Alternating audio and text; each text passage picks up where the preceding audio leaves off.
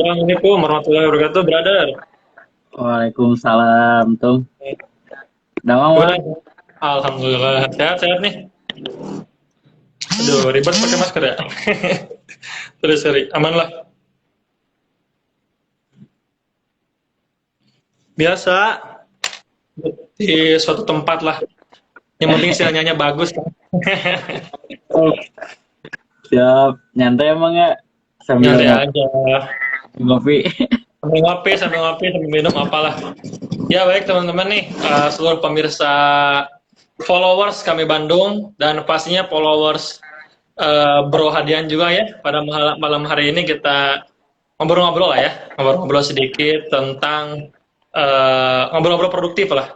Dimana kita sudah hampir satu pekan ya eh, dalam agenda yang dimana versi-versi barunya yang hari ini update-nya versi terbaru adalah PPKM ya, seperti itu. Dan dimana pada malam hari ini kita akan ditemani oleh seorang ahli hukum ya. Insya Allah. Kalau teman saya ketika pertama kita sih sebenarnya awal-awal di TFI ya bro ya. Iya. Baiklah kita awal aja dengan Bismillahirrahmanirrahim. Assalamualaikum warahmatullahi wabarakatuh. Waalaikumsalam warahmatullahi wabarakatuh. Alhamdulillahirabbil alamin wa bihi nasta'in wa ala umuri dunya waddin wassalatu wassalamu ala sayyidina Muhammadin wa ala alihi wa sahbihi ajmain amma ba'du. Ibadallah, alhamdulillah wa syukur marhatillah. Pada malam hari ini kita diberikan nikmat iman, nikmat Islam, nikmat waktu dan pastinya nikmat kesehatan yang dimana kita pada malam hari ini mudah-mudahan dalam keadaan sehat lahir dan batin. Amin ya rabbal alamin.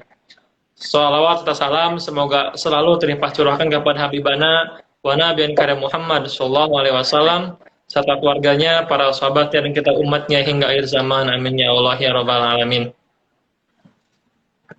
Alhamdulillah teman-teman, pada malam hari ini kami Bandung mengadakan live stream Instagram yang dimana kita bersama-sama dengan Hadian, kalau Anda sering panggil beliau ya, karena kita juga dipertemukan dalam satu daurah yang dimana daurah itu saya menghitung itu 2 hari sebelum PSBB kalau nggak salah ya, atau memang sebelum Corona dulu tuh ya, Daurah sebelum terakhir. Corona atau sebelum Daurah ya terakhir ya. sebelum corona. Ya, daerah terakhir itu. Dan itu sebuah keberuntungan juga mungkin bagi kita dan teman-teman yang masih bisa merasakan pelatihan atau daurah secara offline ya. Besok Betul. dua hari setelah itu kita langsung ini loh, langsung pembatasannya benar-benar ketat ya. Tapi ya itulah bagian dari apa ya, bagian dari Nasrullah, bagian dari rezeki untuk kita juga. Namun ini bukan menjadi akhir bagi kita, tapi menjadi awal untuk lebih berkembang lagi. Dan terima kasih kepada seluruh pemirsa, seluruh followers kami Bandung, dan pastinya followers Bung Hadian. Pada malam hari ini kita ngobrol-ngobrol sedikit tentang ya seputar pandemi lah ya, pastinya PPKM. Yang dimana sebenarnya ini kita rencanakan juga 2-3 hari yang lalu ya. Tidak terlalu banyak perencanaan, karena memang seorang pemuda sih jangan terlalu banyak perencanaan yang jadinya wacana gitu kan. Nah malam hari ini kita akan bincang-bincang bersama beliau, Bung Hadian ya. Aneh nggak bisa baca CV karena kita bukan acara formal lah hari ini lah. Di mana Bung? Lagi di mana nih? Di rumah, saya di rumah Cianjur. Ya Cianjur ya. Cianjur gimana, aman nih? Cianjur kategori amannya gimana ya? Tapi bingung ya. Ya minimal orange. Laporannya semuanya naik, tingkat COVID-nya naik terus gitu, grafiknya naik terus. Jadi mau dibilang aman juga nggak terlalu sih. Apalagi Iya. juga ya. Mungkin perlintasan ke Bandung, perlintasan ke Sukabumi, tempatnya Antum nih. Kita kan jadi tempat perlintasan, jadi orang-orang luar juga. Betul. Berarti Cianjur sekarang masuk ke zona orange ya? Iya, masuknya zona oranye. Alhamdulillah merah. Ya sih. Ya, cuman kan tetap ya kalau Cianjur sebelah kota itu rada merah ya. Oh, Cianjur Kota sih masih. Ya, karena emang mobilitasnya tinggi juga ya. Oke nih, Bung, malam hari ini saya tertarik dengan paper Antum yang sudah di-upload beberapa kali di berbagai media massa juga, serta Ani melihat di status Antum sebenarnya dan beberapa media yang menurut Ani itu menarik untuk kita bahas pada malam hari ini. Dan kalau saya sempat baca papernya beliau, itu bagaimana kita tentang instruksi menteri yang itu sebenarnya tidak ada dasarnya juga. Dan kalau saya menarik dari paper antum tuh ada satu redaksi tentang bahwa instruksi menteri ini tidak termasuk hierarki dalam perundang-undangan ya. Dan itu mudah-mudahan kita bisa kupas pada malam hari ini secara santai lah. Teman-teman mau sambil ngopi, mau sambil apa, dipersilahkan. Kalaupun mau ikut serta berkomentar, dipersilahkan juga. Ataupun mungkin nanti kalau ada yang ingin bergabung dari mana, kita bisa akses juga ya, seperti itu. Siap, siap. Persilakan nih, Bung. Mangga, Bung. Kita ngobrol-ngobrol lah tentang bagaimana PPKM hari ini secara lokal mungkin maupun nasional dan maupun global seperti itu. Persilahkan, Bung. Ya, nuhun Kang Agung. Bismillah, alhamdulillah. Assalatu wassalamu ala asrofil anbiya wal mursalin wa ala alihi washabihi ajmain. Rabbi sholli sholli wa yassir li amri wa tamim lisani yafqahu qawli.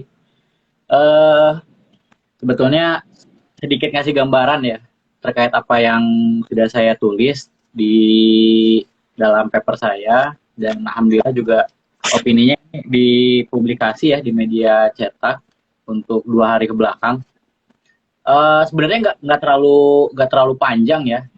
Ini hanya sekedar rapid analitik aja berdasarkan hukum gitu terkait Instruksi Menteri Dalam Negeri Nomor 15 Tahun 2021 tentang pemberlakuan pembatasan kegiatan masyarakat darurat coronavirus disease 2019 di wilayah Jawa dan Bali, yang ini terjadi 3 perubahan ya, terjadi 3 pembaruan dari peraturan tersebut dalam jangka waktu antara tanggal 3 kemarin saat pertama kali dilaksanakan PPKM sampai dengan hari ini. Alhamdulillah sampai dengan hari ini update-nya belum ada lagi ya pembaruannya terkait peraturan ini.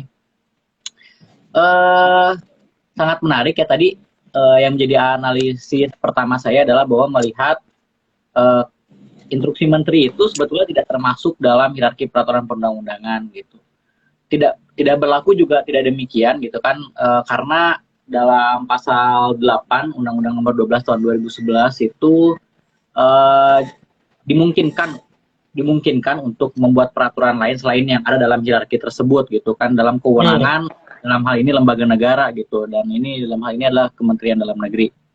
Nah, namun yang sangat disayangkan adalah hal tersebut boleh dilakukan ketika ada kekosongan hukum. Nah, itu harus digarisbawahi dulu di situ.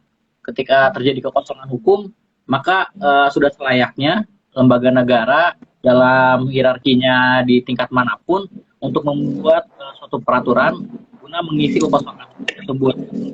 Karena kalau kita berbicara masalah hukum positif di Indonesia, tidak boleh terjadi kekosongan hukum, apalagi menindak segala sesuatu kepada warga negara dengan melawan hukum gitu. Pada akhirnya kalau misalkan kita tidak menggunakan landasan yang sangat kuat itu.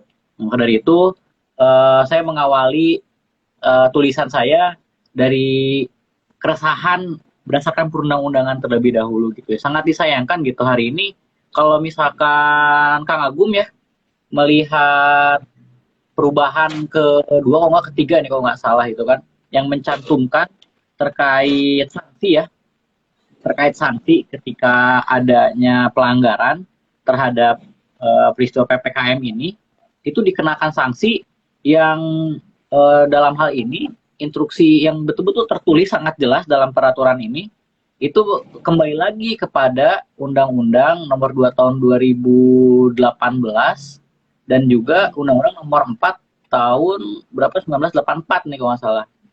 Nah, ini kan sangat tidak tertib gitu dalam penggunaan peraturan gitu. 4 tahun 1984 betul, dan juga Undang-Undang Nomor 6 tahun 2018, mohon maaf.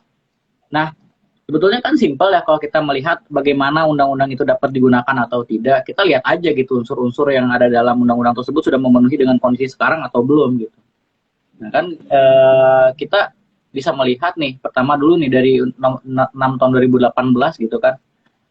Jadi ada dalam ketentuan umum gitu yang menyatakan bahwa bagaimana sih ketika kita ini dapat dinyatakan sebagai darurat kesehatan masyarakat gitu kan.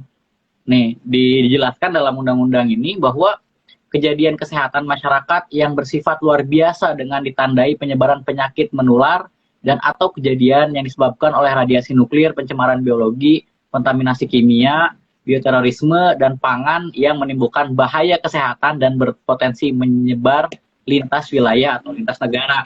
Sekarang tafsirkan aja sama kita nih secara gramatikal nih ya, secara bahasa bagaimana apakah kita hari ini sudah masuk ke dalam darurat kesehatan gitu.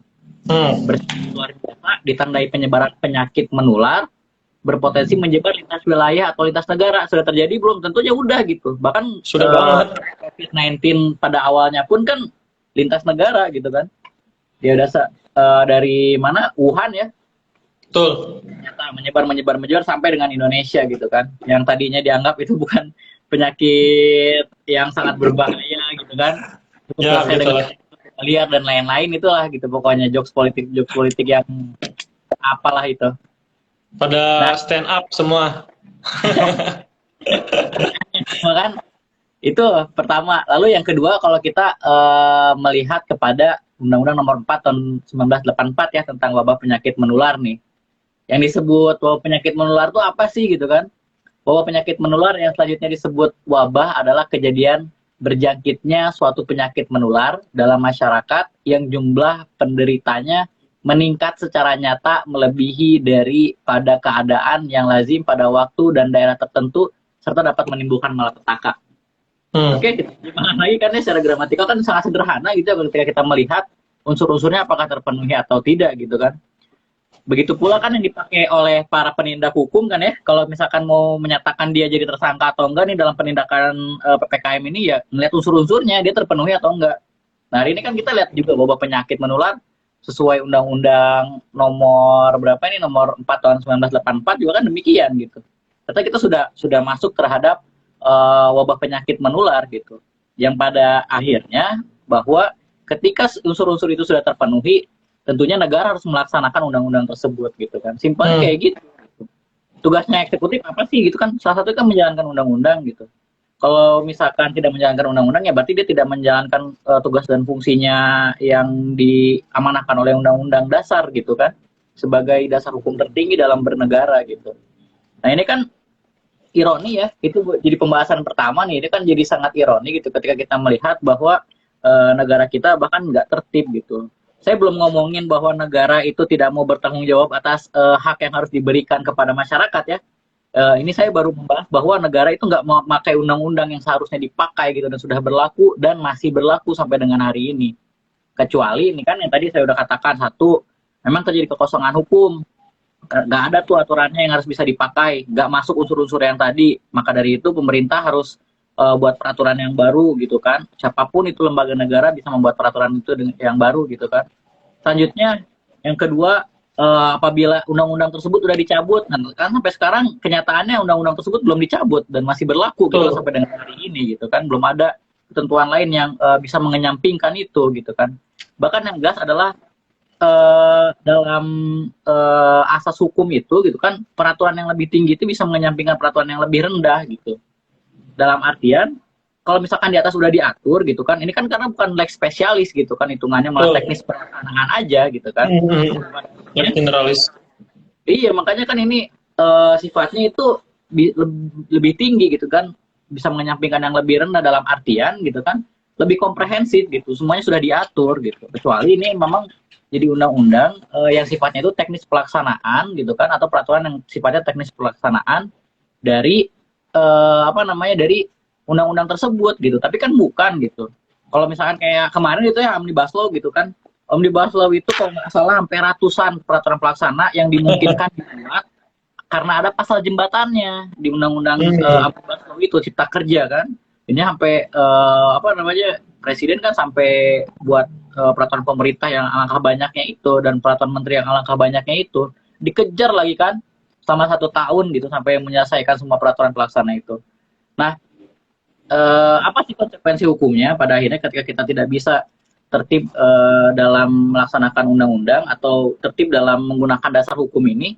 Konsekuensinya adalah bahwa eh, kita tuh nggak kita tuh kan berdasarkan undang-undang dasar itu kan kita negara hukum gitu ya, Betul. bukan negara instruksi gitu. Nah, ini kita lihat dari sifatnya juga ya, dari sifat peraturannya ya, dari sifat peraturannya bahwa ini kan instruksi menteri gitu kan. Kira-kira kalau menurut Kang Agung gitu ya, ketika Kang Agung ngasih instruksi itu kan berarti kan ada satu garis komando kan gitu. Betul, betul. Hanya itu udah kayak militeristik atau apa gitu kan. Yang pada akhirnya tuh kalau kita melihat secara ini aja ya, secara singkat aja gitu ya. Ini tipikal-tipikal negara apa sih gitu kan? Apakah negara hukum atau negara otoriter gitu? Pada akhirnya apakah negara kerajaan gitu? Yang kalau raja kan sukanya membuat titah gitu kan? Pada akhirnya titah raja adalah hukum tertinggi yang harus dilaksanakan oleh warga negara. Nah hari ini kan kita tidak seperti itu gitu. Semuanya sudah tersusun rapi gitu kan? Dapat dilaksanakan gitu. Nah selanjutnya ini saya nggak ada di dalam tulisan saya ya. Ini juga baru saya analisis beberapa waktu ke belakang.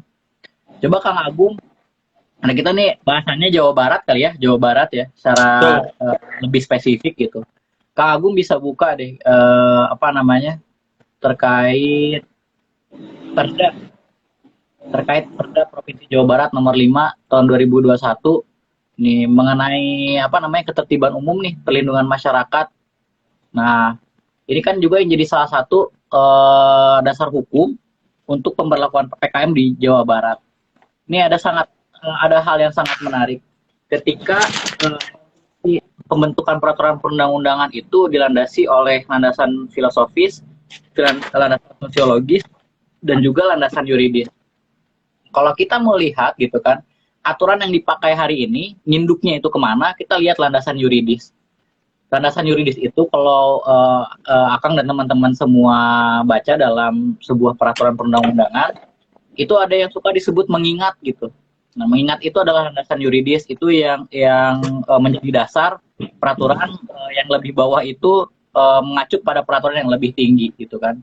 Nah, menariknya dalam Perda nomor 5 tahun 2021 ini gitu ya, kita bisa lihat bahwa Perda ini pun dia mengacu kepada Undang-Undang Nomor 4 tahun 1984 yang tadi sudah kita bacakan. Yang tadi kan ya. Dan juga Undang-Undang Nomor 6 tahun 2018 gitu. Iya. Ini kan jadi problema juga gitu. Ketika ini menjadi sebuah pasal jembatan untuk dibuatnya peraturan daerah ini, tapi kita tidak bisa menggunakan secara keseluruhan gitu. Walaupun kan dalam hal ini mungkin saya lebih spesifiknya mengamati tentang ininya ya, instruksi Menteri Dalam Negerinya ya. Karena yang kalau menurut saya yang karena kalau melihat di Perda ya secara pembentukan naskah akademik sih ini benar sudah apa namanya sesuai gitu. Tapi hari ini tuh kan memang betul gitu. Kalau pemerintah daerah mah gitu sesuai dengan apa namanya sesuai dengan amanat undang-undang yang tadi ada di atasnya itu yang dia masukkan gitu. Nah, dengan pada hari ini gitu ya dengan daerah-daerah yang secara spesifik di dalam instruksi Menteri nomor 15 ini kan ada daerah-daerah khusus ya yang menyelenggarakan PPKM gitu ya. Yang pada akhirnya daerah-daerah tersebut harus menanggung gitu ya, harus menanggung dari segi ekonomis gitu kan, dari segi peraturan dan juga pelaksanaan gitu kan untuk melaksanakan PPKM ini secara sepenuhnya tanggung jawabnya juga dipegang oleh daerah gitu. Sehingga daerah yang berhak untuk melakukan bantuan sosial gitu kan berupa bantuan apapun itu bentuknya. Nah, sementara hal tersebut bertentangan dengan apa yang ada dalam Undang-Undang Nomor 6 tahun 2018 yang menyatakan bahwa seharusnya hak-hak tanggungan tersebut gitu kan yang harusnya diberikan kepada warga negara gitu kan yang melaksanakan pembatasan sosial ini itu seharusnya ditanggung oleh pemerintah pusat gitu. Nah, dalam hal ini kalau misalkan Kang Agung dan teman-teman semua baca secara komprehensif gitu ya terkait instruksi menteri ini, itu dia melimpahkan semuanya kembali lagi pelaksanaannya sampai dengan pemberian bantuan itu kepada pemerintah daerah dalam hal ini menggunakan APBD gitu kan. Nah, sampai kan tadi saya sempat apa namanya melihat satu berita yang cukup miris ya di Jawa Barat ya di CNN tadi itu pernyataan dari Kang Emil ya dari Ridwan Kamil yang sedikit agak pesimistis gitu dalam pelaksanaan bantuan sosial ini. Bahkan dia menyatakan juga kan sudah menggelontorkan dana sebesar 5 triliun tapi kan ternyata dampaknya itu masih sangat jauh gitu dari kelayakan hari ini bahwa orang yang membutuhkan itu sangat banyak gitu. Nah, kita baru bahas satu poin ya. Baru bahas satu poin gitu. Dari poin ke satu yang jadi analisis saya gitu ya. Ini belum kepada evaluasinya gitu. Yang selanjutnya adalah bahwa yang kedua gitu kan kalau misalnya kita lihat dari segi peraturan gitu ya. Ada satu hal yang menarik gitu. Jadi kan dalam instruksi menteri ini dia ada beberapa tahapan gitu ya. Yang tahapan yang pertama yaitu klasifikasi gitu. Klasifikasi dari daerah-daerah yang harus melaksanakan apa namanya PPKM darurat ya, PPKM darurat harus digarisbawahi daruratnya gitu. Nah, dan juga ini ada penetapan level wilayah gitu kan, ada penetapan level wilayah ini yang dimaksudkan keseriusan dan juga tingkat keamanan yang harus dilakukan itu seperti apa. Nah, yang selanjutnya ada tingkatan terkait apa namanya apa saja gitu kan yang tidak boleh dilakukan gitu kan dalam hal ini bagaimana adanya penutupan sekolah gitu kan adanya penutupan sektor-sektor ekonomi gitu kan yang sektor ekonomi ini dikategorikan ada 2 kategori gitu baik dari non esensial ataupun sektor esensial gitu. Esensial dalam hal ini digarisbawahi adalah bagaimana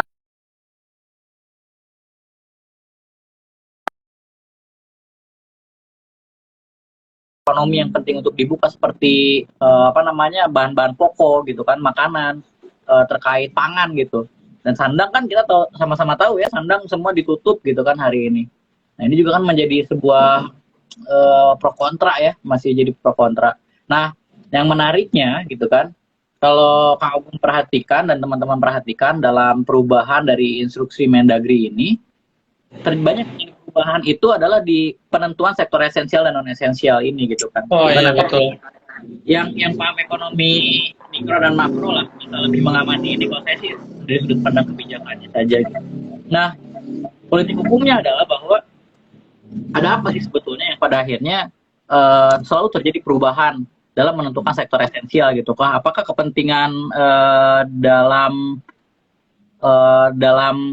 harus membuka tempat-tempat tertentu gitu kan yang pada akhirnya dimasukkan ke dalam sektor esensial gitu kan bahkan per hari ini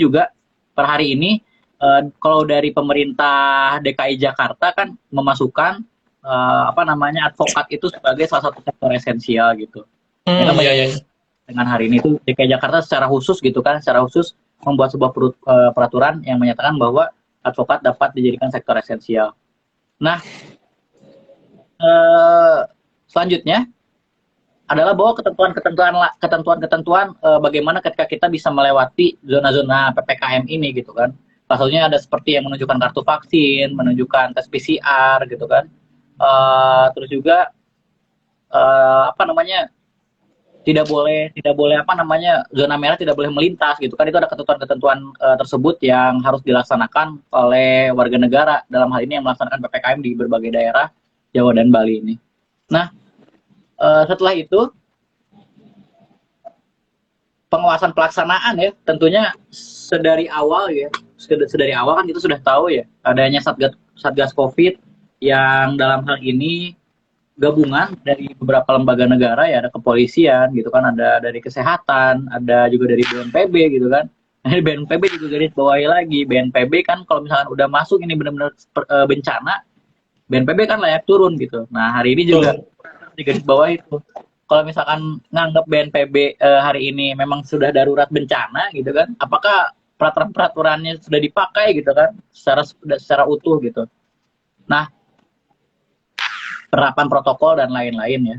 Nah, selanjutnya ada satu ketentuan ya, ini terkait penguatan 3T, testing, tracing, dan treatment.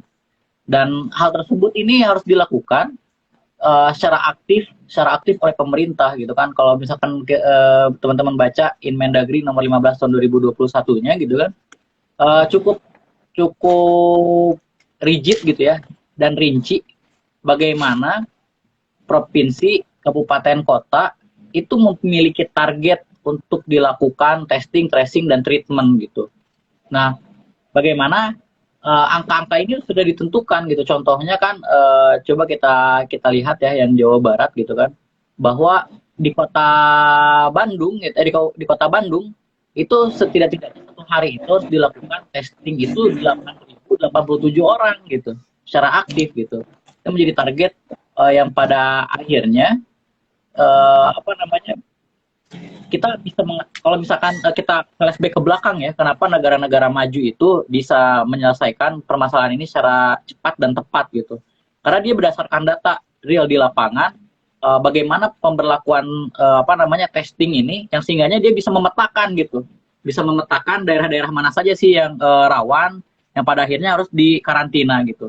Nah, ini pun sebetulnya kalau misalnya kita melihat dari segi peraturan ya ini sangat baik, tapi kan kalau berbicara masalah realita dan evaluasi ini harus dievaluasi gitu, karena peraturan yang baik itu adalah peraturan yang setelah dievaluasi itu menimbulkan menghasilkan tujuan hukum gitu kan. Nah, testing nih dari awal nih testing. Kalau misalkan contoh gitu tadi di Kota Bandung harus 8.086 orang yang harus di testing, kenyataannya seperti apa gitu kan. Kita masih benar-benar jauh gitu kan dari realita itu. Nah, kebanyakannya hari ini mungkin angka COVID itu hanya bisa ditentukan oleh tracing gitu. Tracing itu juga yang berdasarkan testingnya laporan gitu. Nah, apa namanya, laporan yang pada akhirnya nanti ketika ada satu orang yang COVID gitu kan, nanti dia akan di tracing apa orang-orang terdekatnya atau keluarganya atau yang telah berinteraksi selama kurang dari 24 jam gitu kan, itu baru di tracing dan pada akhirnya treatment gitu kan. Treatment itu pada akhirnya itu pasca seseorang menderita COVID gitu. Nah, hal ini yang juga saya masukkan dalam apa namanya kajian saya, dalam tulisan saya, bahwa testing, tracing, dan treatment ini harus dilakukan secara aktif gitu oleh penyelenggara negara pada hari ini adalah pihak-pihak terkait lah ya, pihak-pihak terkait yang menyelenggarakan Satgas COVID gitu. Nah, gini nih ada yang nanya, emang berita Indo nggak pakai data ya Bang? Pakai gitu, nggak pakai. Cuman kalau teman-teman juga lihat ya kenyataannya, tadi kan saya udah nunjukkan gitu data yang harus di testing kayak gitu kan. Apakah teman-teman hari ini merasakan jadi bagian orang yang di testing dengan sengaja gitu ya, dengan sengaja bukan karena kebutuhan gitu. Nah, itu kan menjadi sebuah hak yang harusnya teman-teman dapatkan gitu. Nah, selanjutnya gitu ya, tahapan yang selanjutnya adalah adanya alokasi pendanaan PPKM berdasarkan APBD masing-masing yang tadi sudah saya ungkapkan di awal gitu. Nah, perubahan APBD ini gitu kan dari tiap-tiap daerah yang memungkinkan secara khusus gitu gubernur atau kepala daerah punya kewenangan untuk merubah RAPBD gitu. Dia merubah anggaran menjadi anggaran darurat yang pada akhirnya ini bisa digunakan untuk penanggulangan COVID ini gitu kan. Baik atau buruk sebetulnya plus minus ya. Baik untuk kesiapan penanggulangan COVID itu sangat baik gitu ya, sesuai dengan kebutuhan bagaimana hari ini kan eksekutif yang betul-betul banyak kebutuhan itu dan banyak yang dialihkan pada penanggulangan COVID ini. Namun ya kontraknya, buruknya adalah bahwa semuanya ini tidak dalam sebuah perencanaan yang baik gitu, karena kan banyak dana darurat yang pada akhirnya perencanaan yang sudah sangat baik direncanakan tahun sebelumnya, dianggarkan tahun sebelumnya berdasarkan data, berdasarkan rapat yang sangat panjang, pada akhirnya menentukan anggaran untuk tahun selanjutnya, ternyata itu berubah secara keseluruhan. Maka dari itulah yang menimbulkan pembangunan daerah itu terhambat gitu. Nah, plus minusnya itu di situ, yang pada akhirnya kita bisa merasakan sendirilah untuk pembangunan seperti apa gitu. Nah, evaluasi besarnya adalah bahwa kalau misalkan setiap penanggulangan COVID ini harus mengandalkan dana dari daerah, sampai kapan gitu kan akan bisa bertahan gitu. Sementara hari ini kan bahkan daerah pun banyak menggunakan anggaran-anggaran pusat yang jumlahnya mungkin lebih besar gitu kan daripada anggaran daerah. Nah, sementara dalam ketentuan ini, dalam instruksi menteri ini gitu kan, tidak dibenarkan pemerintah pusat menanggung itu semua. Nah, ini kan menjadi Gitu ya. nah, ibaratkan kan gitu, ada yang lagi nyuruh gitu, tapi ya dia nyuruh beliin kopi gitu, tapi nyuruh yang beliin kopinya itu pakai uangnya dia gitu kan. Hari ini tuh kan kayak gitu kalau itu analoginya. Kayak udah aja lah, udah mau pergi, udah mau ongkos kirimnya ditanggung sama yang berangkat gitu kan.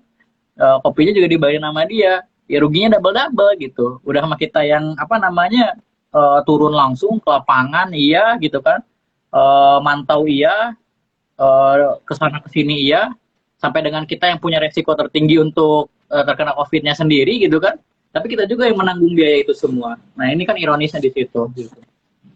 Nah selanjutnya yang tadi dalam tahapan-tahapan yang ada dalam peraturan ini, yang terakhir adalah bagaimana adanya sanksi penertiban gitu kan. Sanksi ini baik berupa administrasi maupun pidana. Pada dasarnya adalah ketika kita berbicara masalah sanksi dalam peraturan daerah itu boleh membuat sebuah ketentuan pidana, tapi ketentuan pidana tersebut tidak boleh melebihi apa yang dalam undang-undang gitu, dan lebih kepada tindak pidana ringan saja yang diberlakukan gitu. Nah hari ini kan yang diberlakukan seperti itu ya. Di sini lucu ya, makanya saya tadi tekankan gitu. Penindakan protokol penertiban ini berdasarkan pasal 212 sampai 218 KUHP, Undang-Undang Nomor 4 tahun 1984 tentang wabah penyakit menular, Undang-Undang Nomor 6 tahun 2018 tentang karantina kesehatan, Perda dan peraturan kepala daerah serta peraturan undang-undang lainnya yang berlaku.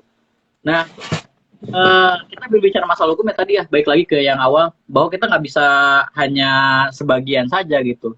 Kita nggak bisa hanya pakai undang-undang ya semaunya kita aja gitu. Gitupun juga kita kan kalau apa ya, kalau beribadah ya, kita nggak bisa pakai sepotong-sepotong gitu. Satu mazhab itu harus pakai semuanya gitu.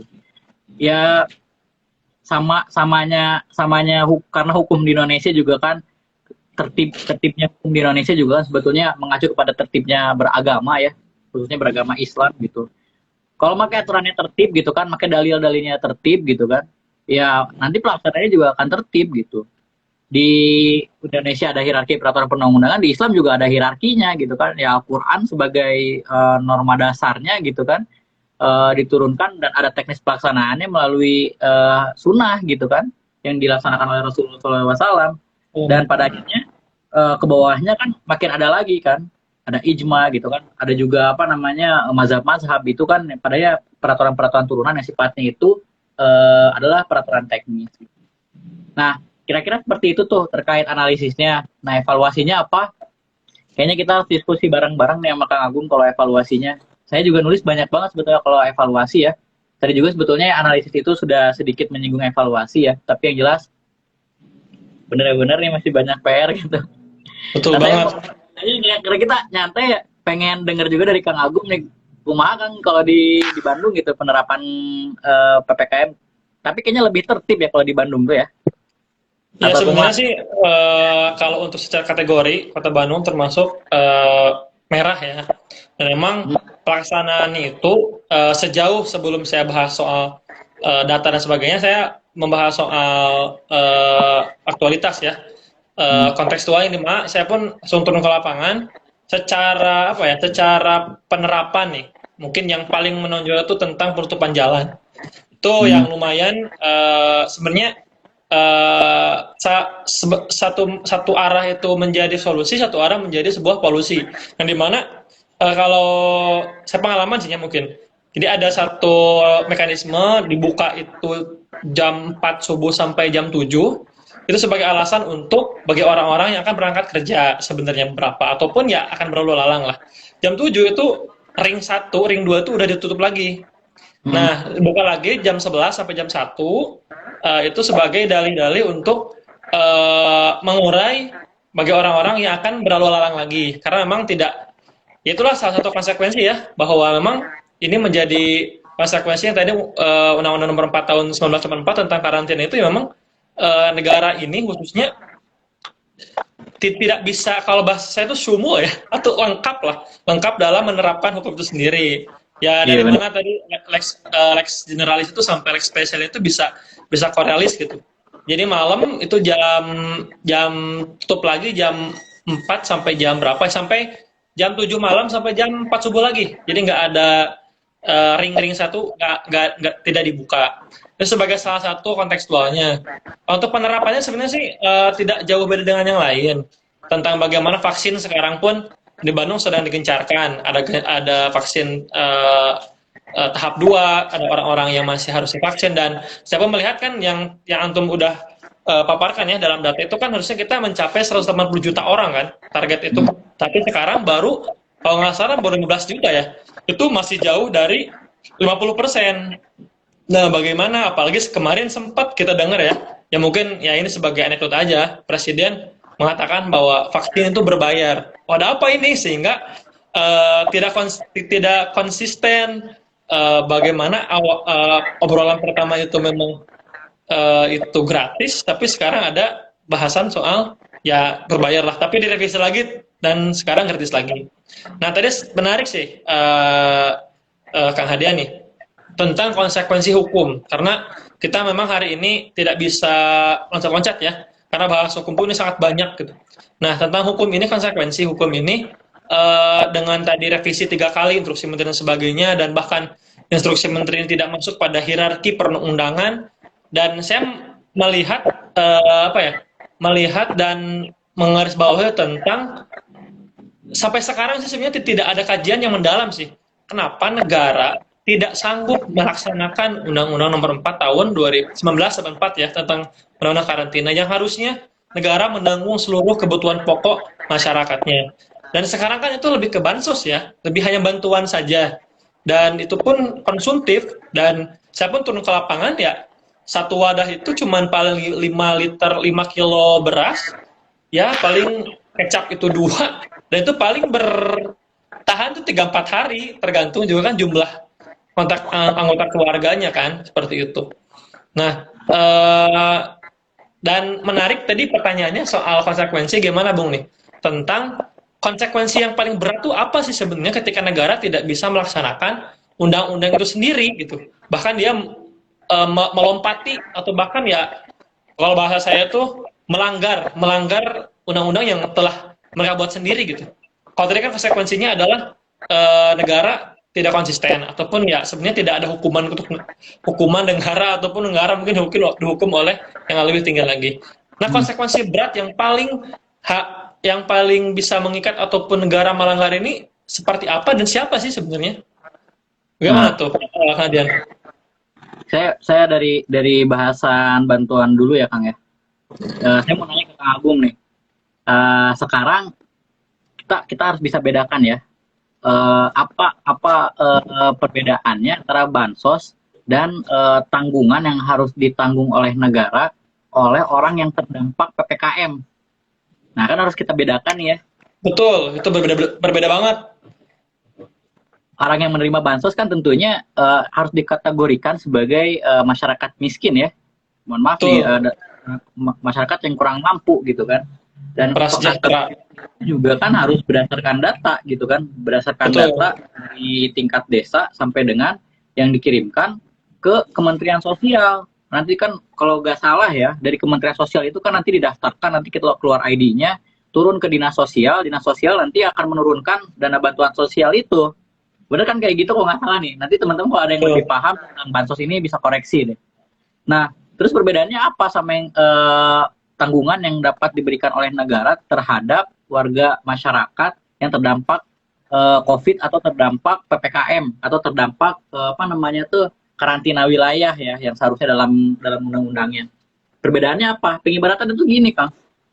Kalau dalam hal perdata ya, hal perdata, menggugat perdata itu kayak gini, Kang. Misalkan Kang Agung kehilangan profesinya akibat saya yang mencemarkan nama baik Akang gitu kan, dengan kehilangan profesi ini, Kang Agung kehilangan gaji yang seharusnya didapat selama 1 bulan atau 3 bulan itu adalah 10 juta misalkan. Namun hari ini penghasilan Kang Agung itu hanya sebatas 1 juta saja dalam 3 bulan. Berarti kan kerugian yang didapat itu 9 juta. Maka dari itu ketika kita gugat kepada pengadilan untuk kepada orang yang mencemarkan nama baik saya itu harus mengembalikan 9 juta setidak-tidaknya atas kerugian yang telah dilakukan oleh dia gitu kan. Nah, seharusnya kan negara itu tidak setidak-tidaknya gitu kan di luar pendataan masyarakat kurang mampu itu kan ada ganti ruginya. Nah, semisalkan kan kita banyak nih hari ini yang terdampak gitu, yang profesi-profesi yang non esensial tadi gitu kan. Profesi non esensial tadi apakah seluruh mereka yang terdampak itu dikatakan sebagai masyarakat miskin atau kurang mampu? Tentunya kan enggak gitu. Nah, ini yang menjadi konsekuensi hukum yang pada hari ini tidak terjadi gitu.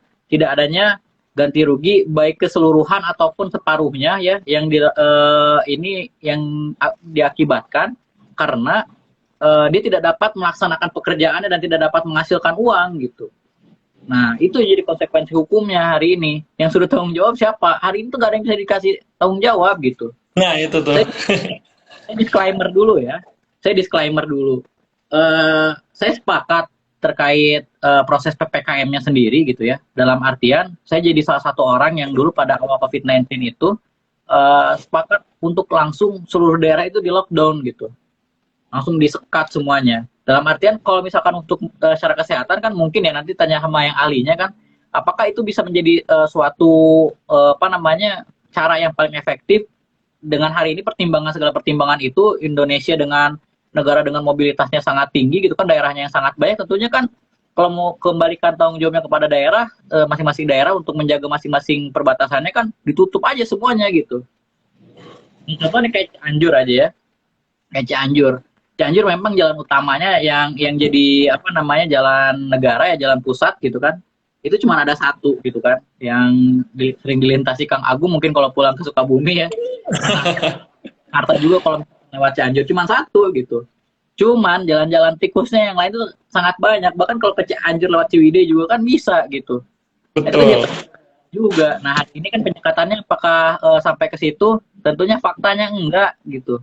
Saya mau katakan dengan tegas ya enggak. Waktu saat Lebaran aja kemarin kan ternyata lonjakan COVID-nya itu malah daerah Cianjur Selatan gitu, yang diakibatkan ya mereka cari uang itu. Nah, gimana kita mau bisa mempertanggungjawabkan itu gitu kan? Nah, hari ini ketika pelaksanaan peraturan aja nggak dilaksanakan gitu. Nah, maka dari itu disclaimer saya kan tadi ya, saya sepakat gitu dengan adanya penyekatan ini dalam artian efektif untuk bisa memangkas angka COVID-19. Cuman yang jelas adalah bahwa kalau kita ngomongin peraturan ya harus ya benar tadi kata kamu, harus umum gitu. Kita harus menyeluruh gitu. Nggak bisa parsial, nggak bisa kita cuma ngegunain satu dalam artian inilah gitu.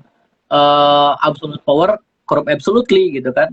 Ketika adanya sebuah kewenangan yang diberikan kepada satu pejabat gitu kan, suatu lembaga negara, kalau itu bakal tendensinya itu dia bakal melakukan kesewenang-wenangan. Kalau misalkan absolut diberi kewenangan ya pada akhirnya ya dia udah otomatis bakal sewenang-wenang gitu. Nah, hari ini kan terbuktinya seperti itu gitu. Kalau kita melihat analisisnya ke depan seperti apa, saya secara ekonomi kurang paham ya. Tapi yang jelas kan konsekuensi hukumnya kalau misalkan ada diberikan bantuan juga pada akhirnya kan bisa masuk jurang resesi dan juga inflasi yang sangat besar-besaran gitu. Bisa jadi konsekuensi, tapi saya nggak mau terlalu bahas ke situ ya karena saya bukan bidangnya gitu, nggak terlalu paham juga. Namun yang jelas mungkin ya Kang Agung itu jadi salah satu pertimbangan kenapa pemerintah hari ini juga nggak sekonyong-konyong itu ingin memberikan bantuan langsung dari pusat ya secara cuma-cuma kepada warga negara mungkin gitu. Husnuzon aja kalau saya mah gitu. Iya sih.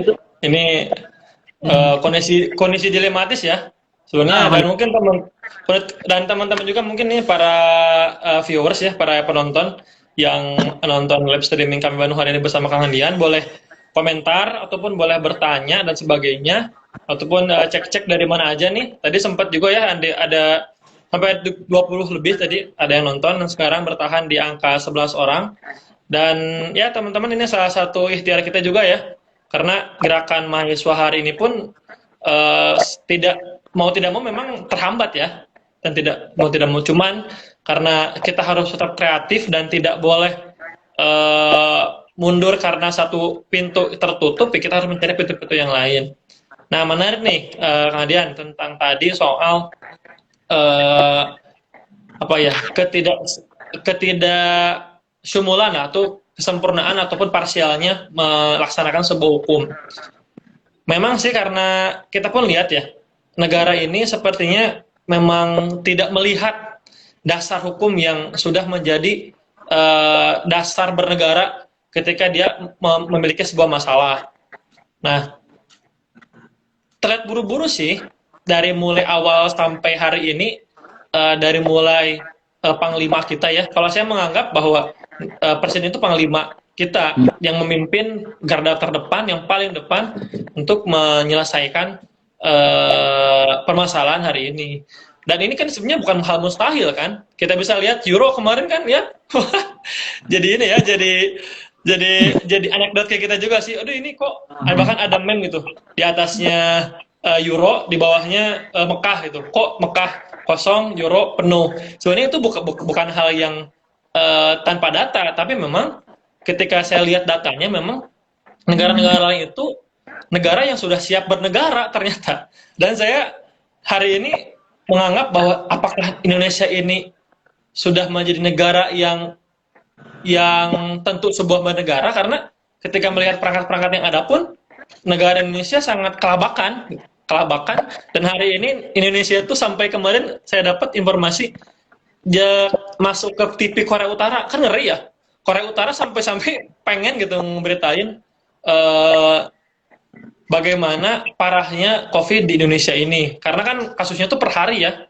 Sampai India pun kita salib, yang dimana Delta itu kan hadir dan datang dari India ya. Tapi ya sebenarnya, dan ini apa ya, karena gini Kang Hadian, saya tuh kan di tempat tuh dekat sekretariat ataupun dekat teman kontrakan itu dekat makam ya. Jadi setiap hari tuh ambulan, mau nggak mau. Dan ini jadi pertama muhasabah kita juga ya, karena ternyata saya udah nggak mau bahas lagi orang-orang yang percaya COVID atau enggak, itu udah nggak perlu kita gebris lagi lah, karena saya di depan mata banyak teman-teman saya juga kena, dan terlihat juga bagaimana kondisinya, dan tidak melihat tua ataupun muda gitu.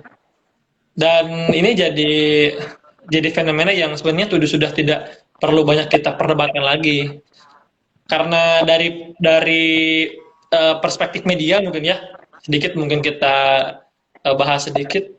Sebenarnya kita tuh overdose informasi, jujur aja setiap hari itu overdosis, bener nggak sih? Benar. Overdosis. Kadang sempat juga kita dulu yang PSBB awal-awal tuh, simpan dulu HP kalian sampai kita overdosis informasi. Dan hari ini lebih parah menurut saya, karena Delta ini benar-benar lebih cepat gitu. Penyebarannya lebih cepat lagi. Apa ya? Nah, kita mungkin sekarang membahas lebih ke solusi dan kontribusi kita ya. Kalau antum sebagai orang hukum nih, lulusan Unila kan ya, antum tuh dulu teh sarjana hukum dan fokus dalam dunia hukum, dan ini di dunia sosial, dan kita berbagi tugas. Menurut antum nih gimana nih, menurut Kang Hadian, tentang solusi secara perspektif pribadi, solusi secara hukum, dan pastinya perspektif secara kemasyarakatan. Nah, gimana nih agar mungkin kita tidak terlalu utopis juga, bagaimana melangkah perlahan agar kita ya bisa keluar dari badai ini gitu. Nah, gimana nih? Oke. Tadi nyambung ke bahasan Kang Agung dulu ya, terkait masalah negara Indonesia teh siap kan sih sebenarnya jadi negara gitu. Nah, gitu. Menarik sih, saya muhasabah diri aja gitu. Kalau bandingin sama Eropa tentunya jauh lah. Ya, Indonesia Ya, juga pasti. jajahan Eropa, jajahan Walanda, cek orang Cianjur mah. Ya memang beda sih kita kalau misalnya ngebandingkan dengan Eropa, nggak Apple, sangat tidak Apple tuh Ya, Apple ya, betul sangat tidak sekali. Apple. Walaupun dari segi teknologi bahkan dari segi luas negara pun itu tidak Apple tuh Apple gitu. Dan mungkin saya wajar ya pertama kali ngelihat yang kaget, apa namanya, Euro tuh yang di Budapest itu gitu kan, Hakim Maryam. Budapest. Nah, Budapest itu kan ternyata apa namanya dia vaksinasinya sudah sampai dengan 70% gitu. Nah, itu Tandanya tuh. eh, dari luas negara pun kan itu mempengaruhi ya, kepadatan penduduk juga mempengaruhi bagaimana proses berlangsungnya vaksin gitu kan. Dan juga yang paling penting adalah bahwa ya dengan wilayah yang sangat besar ya hari ini gitu kan Indonesia gitu kan dengan kepadatan penduduk yang sangat luar biasa juga. Tapi walaupun tidak tersebar dengan rata gitu. Tapi yang jelas penduduk Indonesia kan sangat-sangat banyak gitu. Walaupun kita nggak tahu jumlah pastinya karena konon katanya KTP juga kan ganda kalau misalkan diukur dari KTP gitu kan banyak yang ganda gitu. Bisa jadi ini hari itu datanya tuh. Nah, yang jelas bahwa bagaimana kalau kita di awal ya kita melihat negara itu seperti apa gitu ya. Hari ini tolak ukurnya itu mau orang ingin negara. Kalau kita ingin lihat negara kayak negara ini mau ngapain ini lihat aja gitu kan cita-cita negaranya itu seperti apa. Nah, begitupun pula gitu kan yang hari ini harus kita lihat di Indonesia gitu kan. Negara sebenarnya mau ngapain dan goalsnya mau ngapain itu tinggal lihat aja di pembukaan undang-undang dasar gitu. Simple Tuh. kayak gitu. Dan yang jelas adalah bahwa adanya undang-undang dasar pun itu menjadi sebuah cita negara yang harusnya jangka waktunya panjang gitu dan akan diperbarui ketika memang sudah tidak ada cara lain untuk melaksanakan itu. Sebenarnya ya enaknya bubarin aja gitu kan kalau mau ngomong gitu kan. Tapi kan kita nggak mau terjadi perpecahan bahkan sampai negara ini hilang satu pulau pun kan di Indonesia. Nah, tapi kenyataannya negara tidak sayang satu nyawa menghilang di negeri ini gitu kan. Nah, itu yang jadi sangat ironi gitu. Nah, selanjutnya adalah bagaimana hari ini penerapannya dulu Kang ya. Sebelum kita ke solusi jauh ya. Ini sebenarnya masih banyak bahasannya. Penerapan hukum itu seperti apa sih hari ini? Ya enggak lah gitu. Peraturan mah mesti dipakai gitu. Tapi gimana caranya peraturan itu disampaikan gitu kan. Jadi ada sebuah penerapan hukum ya, ada sebuah penerapan hukum bahwa yang menyatakan bahwa hukum itu adalah sebuah alat yang memaksa gitu kepada masyarakat gitu. Dalam artian adalah hukum ini biar dipakai itu biar masyarakat nurut ke negara itu salah satunya adalah perlu dipaksa gitu kan. Orang nggak mau makan ya golan we gitu kan mulutnya gitu kan dipaksain aja gitu masukin ke mulutnya gitu. Nah hari ini tuh kita itu seakan-akan sudah mentok di tataran ya hukum itu menjadi sebagai alat paksa gitu.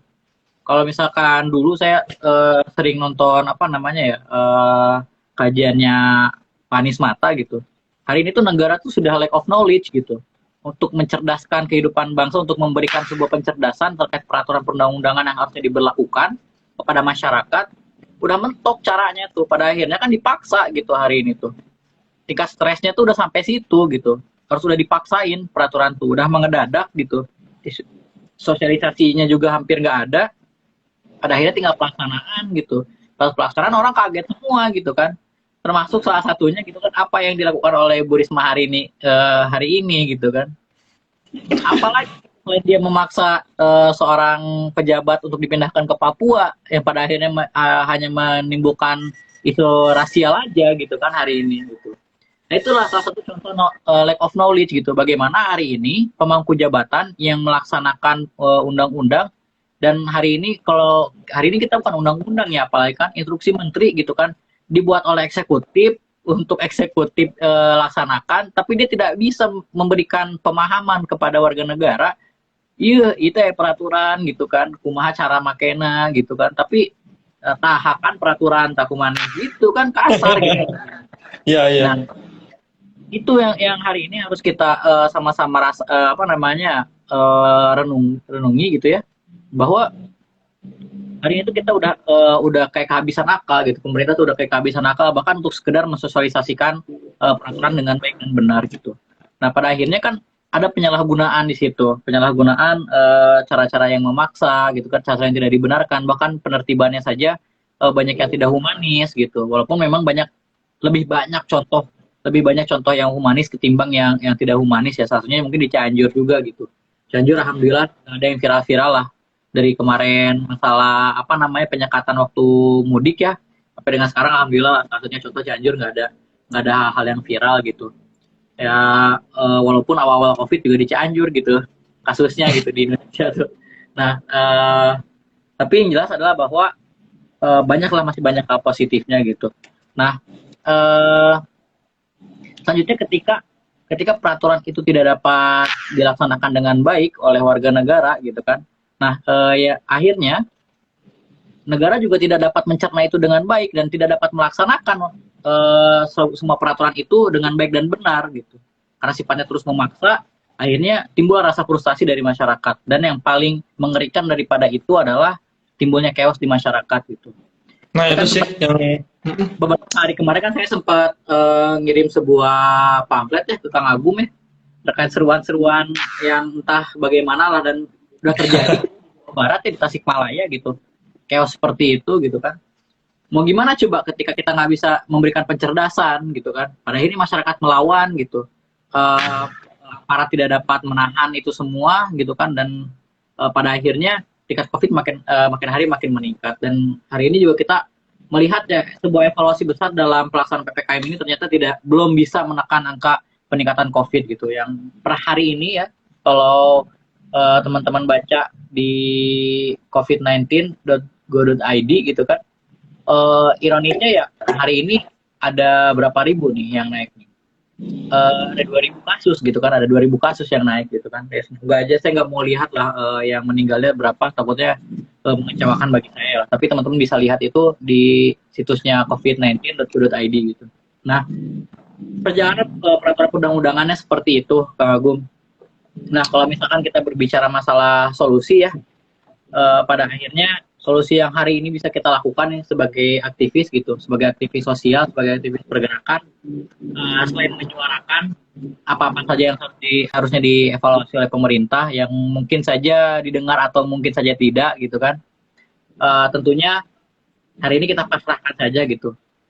Negara yang memaksa, kita yang harus menanggung, bahkan menanggung juga untuk memberi makan yang ada di sekitar kita. Nah, ironis sekali Kang Agum ya, kalau tadi nyambung ke masalah si bansos ya. Jadi kan hari ini sampai dengan hari ini juga gitu, dari kemarin banyak kunjungan ke desa-desa ya di beberapa kecamatan di Kabupaten Cianjur gitu. Ternyata pelaksanaan pembagian bansos juga tidak serapih yang kita bayangkan, bahkan pada saat yang mendesak seperti ini gitu kan. Data yang tidak sinkron gitu kan antara desa ke kecamatan, dan kecamatan laporkan ke kementerian ataupun ke kabupaten gitu, sehingga turunnya angka yang diturunkan dana bantuannya tidak sesuai dengan yang dibutuhkan gitu kan. Itu jadi sebuah ironi juga yang pada akhirnya ya gerakan-gerakan sosial inilah yang dapat menyelamatkan warga negara itu sendiri gitu kan. Sauyunan gitu kan, semuanya bisa bantu satu sama lain. Jelas kan kalau kita jadi masyarakat Sunda itu kan sauyunan itu kan jadi sebuah budaya yang harus kita junjung tinggi gitu ya. Yang pada akhirnya demokrasi tertinggi adalah budaya kita sendiri gitu kan. Bagaimana dari kita, oleh kita, dan untuk kita. Itu tuh bukan hanya sekedar slogan untuk pemilihan umum saja gitu. Tapi bagaimana jiwa sosial kita juga harus diterapkan menggunakan konsep demokrasi tersebut gitu. Dari segi hukum ya, solusinya seperti apa? Menurut saya sangat tegas aja gitu. Solusi terbaik dalam segi hukum itu adalah melaksanakan peraturan perundang-undangan sebagaimana mestinya, yang telah dipertimbangkan pembentukannya melalui naskah akademik gitu kan, dan sangat komprehensif mengenai data-datanya, sehingga itu sebetulnya menjadi kebutuhan gitu. Kalau saya dari segi hukum seperti itu gitu. Dan penegakan hukum yang jelas hari ini, tadi sore ya, saya agak terenyuh gitu ya, melihat sebuah ironi yang terjadi di negeri kita ya. Tidak jauh saya ketika pulang itu ada posko penjagaan ya, tapi kurang lebih sekitar 200 meter dari pos penjagaan itu saya melihat ada tukang sol sepatu ya, yang ternyata dia masih bisa melakukan usahanya gitu. Pertanyaan besarnya kan, sol sepatu itu termasuk sektor esensial nggak sih gitu kan? Ternyata kan tidak ya. Tapi hari ini ternyata masih banyak juga aparat kita yang masih memberikan rasa iba kepada warga negara, masih punya perasaan kok untuk bisa memberikan kenyamanan bagi masyarakatnya untuk mencari nafkah. Masa ya sekecil itu ya usaha gitu, mau dilibas juga gitu. Ternyata kan tidak. Dari segi penegakan hukum juga di sini kan berarti kita lihat bahwa selain hukum formil yang ada, selain hukum positif yang ada, hukum tertinggi adalah nurani gitu, nurani kita. Bagaimana nurani itu digunakan oleh penegak hukum sebagai alat yang bisa membuat kita itu merasakan satu sama lain gitu. Nah, pada akhirnya ini yang paling penting karena saya selalu terngiang-ngiang ya dengan perkataannya Prof. Firman Nur, guru besar ilmu politik Universitas Indonesia gitu, yang menjadi troublemaker di Indonesia itu dalam segala prosesnya atau apapun itu adalah moral hazard gitu, degradasi moral gitu. Dan moralitas itu hanya bisa terbentuk dan tercermin dari pribadi masing-masing gitu, dari hati nurani gitu kan. Dia hanya bisa dikontrol oleh hati nurani. Begitupun juga dalam penegakan hukum gitu yang hari ini kita bisa lihat gitu. Hari ini juga per hari ini ya saya melihatlah teman-teman saya yang punya usaha gitu kan di pasar gitu, kena denda, kena surat cinta gitu kan, ada surat tilang, langsung tindakan langsung yang diberikan oleh para aparat gitu kan. Ya sedih nggak sedih sih ya, mau gimana lagi gitu. Ya mereka menjalankan sesuai dengan amanat perundang-undangan gitu kan.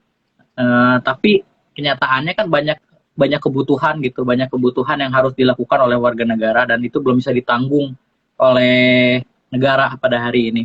Kegagalannya tuh di situ.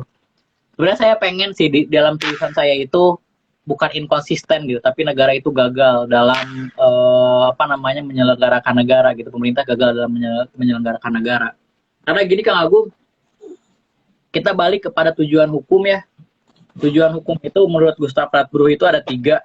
Dia dapat memberikan keadilan, dapat memberikan kepastian hukum, dan juga dapat memberikan kemanfaatan gitu.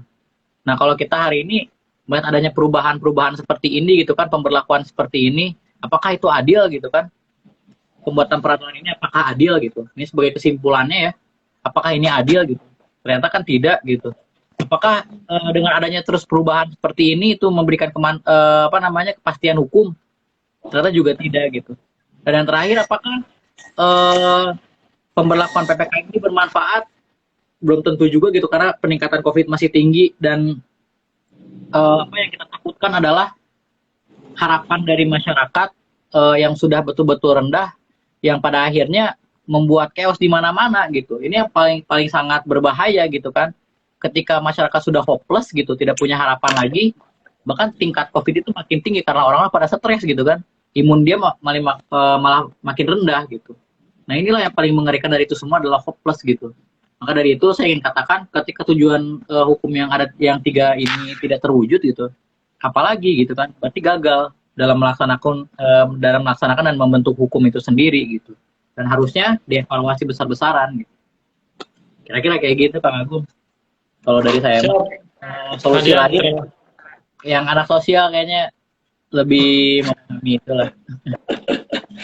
Menarik ya, memang bahasan malam ini tuh tidak bisa kita bahas secara lengkap dan menyeluruh ya, tapi ini sebagai ikhtiar kita ya, bahwa ini adalah salah satu tugas kita mengedukasi masyarakat, gitu kan, edukasi masyarakat, edukasi teman kita, karena nggak semua juga aktivis itu tahu kan, tidak juga semua mahasiswa juga tahu, nggak juga semua pemuda pun tahu bagaimana regulasi yang ada.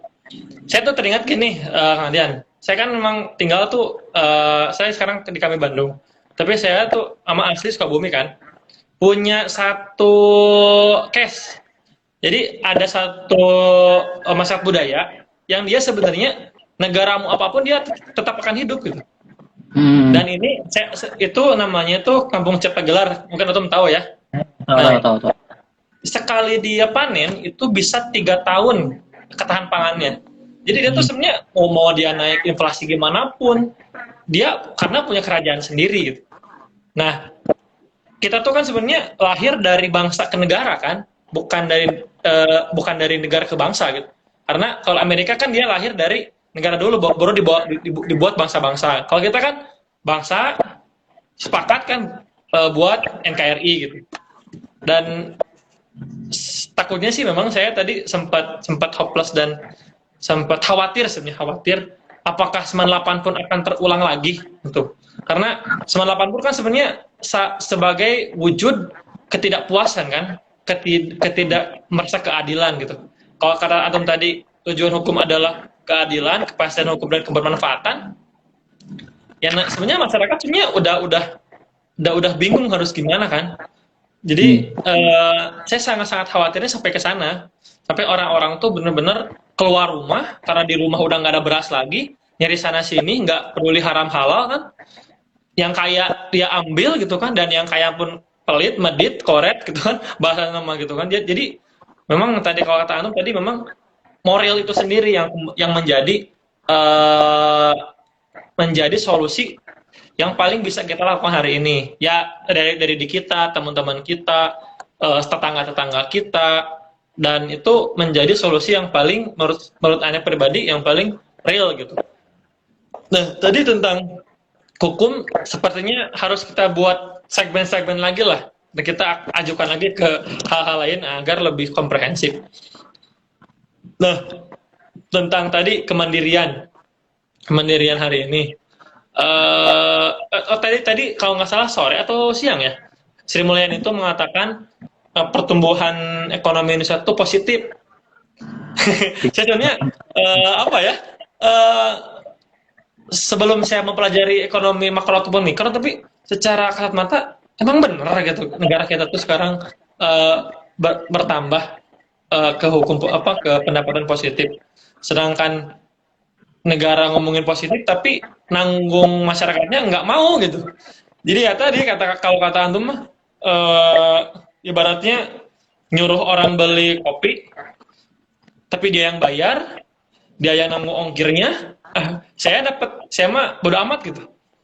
Dan ini jadi masalah juga ya. Dan kita bisa lihat lah, ini kita sapa-sapa juga nih komentator nih, para viewer di Instagram banyak juga yang nanya nih, alhamdulillah. Dan juga yang bergabung sebenarnya minimal melambai-lambai dulu lah, melambai-lambai dulu teman-teman antum dan beberapa kader juga dan follower di kami Bandung ke antum juga. Ini sebenarnya ada pertanyaan nih dari Bapak Rian Ujo, ada niatan turun ke jalan kah nih aktivis dan mahasiswa dalam waktu dekat? Ini jadi salah satu dilematis juga ya, turun sebagai apa dulu gitu. Apakah kita akan mendorong kekewasan ini dan terus meningkatkan ke darah tinggian ya, mungkin ini darah tinggi, ke darah tinggian masyarakat, atau menenangkan gitu, ataupun seperti apa. Dan menurut saya pribadi sih turun ke jalan ini memang langkah-langkah yang sebenarnya effortnya tuh akan semakin membuyarkan. Misalkan nih ada yang turun sekarang, Pak Presiden turun misalkan, wali kota turun ganti, gubernur ganti. Apakah dia akan secara cepat mengadaptasi atau gimana? Kan sebenarnya itu pun jadi bingung juga ya bagi kita nih. Tapi mungkin Kang Dian bisa memberikan masukan lah. Jadi kalaupun orang-orang ini ganti, apakah ada harapan untuk kepastian hukum, keadilan, dan kebermanfaatan tuh akan lahir gitu? Menarik nih kalau misalkan itu kita bahas ke gimana tuh, kata Kang Dian gimana? Kalau ini ya, kalau ngomongin aksi demonstrasi ya, saya balik lagi kepada pengalaman juga ya waktu saat masa-masa kuliah kemarin, saat kami saat game gitu kan ya. Demo itu menjadi salah satu suara yang penting untuk kita kita gaungkan suarakan gitu. Betul. Gaungkan suara-suara sumbang ini itu. Cuman hari ini kita melihat kondisi yang bisa kita lihat hari ini dan juga kenyataannya ya di 2019-2020 banyak oknum-oknum yang tidak bertanggung jawab atas aksi-aksi dan bahkan juga anarkisme yang dilakukan gitu. Konsepsi aksi dan gerakan mahasiswa kan seperti ini ya. Kalau kita berbicara masalah negara ya, saya balik lagi ke masalah negara nih. Di negara itu kan ada yang namanya infrastruktur politik ya, infrastruktur negara dan juga suprastruktur politik gitu, suprastruktur negaranya gitu. Kalau kita bicarain infrastrukturnya kan ini yang kayak parpol gitu kan, adanya pemerintahan dan lain-lain itulah. Tapi kan kalau kita ngomongin suprastruktur itu kan ada dua ya, ada golongan penekan dan juga ada golongan kepentingan. Nah, hari ini tuh fungsi sosial kita ya, mahasiswa sebagai golongan penekan ya, memang dengan sewajibnya harus menyuarakan itu. Tapi ya gerakan-gerakan alternatif yang justru hari ini itu harus bisa kita munculkan ketimbang kita menggalakkan aksi massa yang pada akhirnya banyak kemudorotannya gitu kan. Tuh. Dalam hak kebijakan kan hari ini karena kita di kami ya, baik lagi ya kalau kita sebagai orang Islam juga kan ke makosidu syariahnya gitu. Apakah ini bakal menimbulkan banyak kemadharatan atau bakal menimbulkan kemaslahatan? Tapi kan kenyataannya banyak menimbulkan kemadharatannya. Maka dari itu juga saya mulai dari diri pribadi gitu ya, dengan melakukan gerakan alternatif. Kita melakukan kritik melalui media juga, melalui tulisan gitu kan. Bahkan ketika kita berkaca kepada Sohobgi ya, Sohobgi itu dia seorang akademik gitu, seperti kita gitu kan, mahasiswa gitu. Dan dia juga tidak hanya melakukan segala sesuatunya dengan turun ke jalan, tapi dia melakukan kritik-kritik dan lewat tulisan kritis-kritisnya dia gitu. Dan hari ini kita bukan berbicara masalah tangan kosong gitu, tapi kita mengusahakan hal yang terbaik yang harus kita lakukan. Nah, dan yang lebih pentingnya lagi daripada itu semua gitu kan, saya salut kepada kami Bandung, kepada kami Jabar gitu ya, yang sering menghimpun dana dan memberikan bantuan kepada orang-orang yang sangat membutuhkan gitu.